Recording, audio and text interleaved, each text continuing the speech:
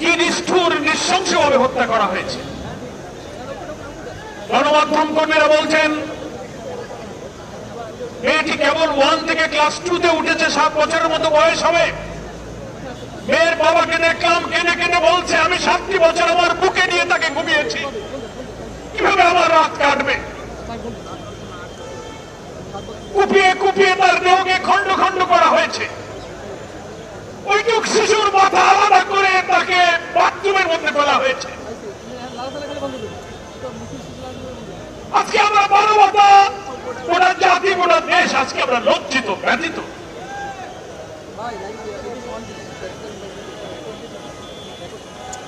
আমরা শিশু অফিসার, মা বাপ, এই দেশের সমস্ত মায়ের কাছে আমরা ক্ষমা প্রার্থী। মানবতা আপনাদের কাছে আমরা আজকে লজ্জিত। আমরা যারা রাজনীতি করি, সমাজ, দেশ, সভ্যতার দায়িত্ব নিয়ে মানুষের কল্যাণের জন্য যারা রাজনীতি আর আদর্শের কথা বলি, তাদের সামনে এত অমানবিক, এত ঘৃণ্য, এত পৈশাচিক দৃশ্য আমাদের বিবেক ক্ষতবিক্ষত হয়ে যাচ্ছে। হ্যাঁ, আমরা এটা স্বীকার করি। সরকার হয়তো বলবেন, প্রশাসনের দায়িত্ব পালনে যারা আছেন তারাও হয়তো বলবেন, সমাজ তো অপরাধ থেকে কখনো মুক্ত হয় না, সব সময় কিছু অপরাধ প্রবণতা থাকে। কিন্তু আমরা বলতে চাই, মানব সমাজ 100% অপরাধ মুক্ত হয় না, কথা ঠিক।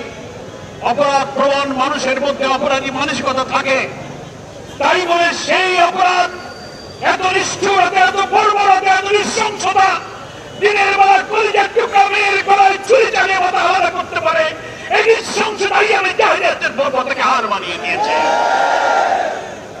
দেশের মানুষ কাঁদছে, মায়েরা কাঁদছে, পিতা ক্ষোভে দুঃখে বলছে, আমি বিচার চাই না, বিচার হবে না, আপনারা বিচার করতে পারবেন না। তারপর আমাদের স্বরাষ্ট্রমন্ত্রী, অনেকে স্বরাষ্ট্রমন্ত্রী বলেন না, উনাকে বলেন সর্বমন্ত্রী। এত মানুষ কান্দে, এত মানুষের বিবেক জাগ্রত হয়, স্বরাষ্ট্রমন্ত্রীর বিবেক জাগ্রত হয় নাই। রেল দুর্ঘটনা হলে রেলমন্ত্রী পদত্যাগ করে, দুর্নীতির অভিযোগে অভিযুক্ত হলে উন্নত দেশের মন্ত্রীরা পদত্যাগ করে প্রাইম মিনিস্টার ক্ষমতা ছেড়ে দেয়। স্বরাষ্ট্রমন্ত্রী আপনার সন্তান, আপনার পরিবারের এরকম চেহারার বাচ্চাদের চেহারা কি আপনার মনে পড়ে না? সকাল থেকে পর্যন্ত যা দেখলেন, আপনার বিবেক কি কাঁদেনি? আপনি কি মায়ের কাছে, বাপের কাছে গিয়ে ক্ষমা চাইতে পারেন না? আমরা বিকাল পর্যন্ত যতটুকু জানি, এখনো আপনারা জানতেন। আপনারা একটা ঘটনা ঘটলে শুধু অন্যের উপরে চাপিয়ে দেন। জামাত ইসলামী সহ বিরোধী দলের উপর বলেন তারা ভাব সৃষ্টি করে।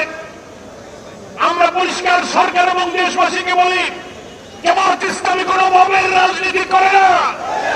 মিরপুরে আপনারা আপনাদের উস্কিয়ে দেয়া, দেশকে অস্থিতিশীল করে বিরোধী আন্দোলনকে সাবোটাজ করার জন্য আপনারা মাজার ভেঙে হামলা করে আপনারা সেটা ইসলামপন্থীদের চাপিয়ে দেওয়ার চেষ্টা করেন।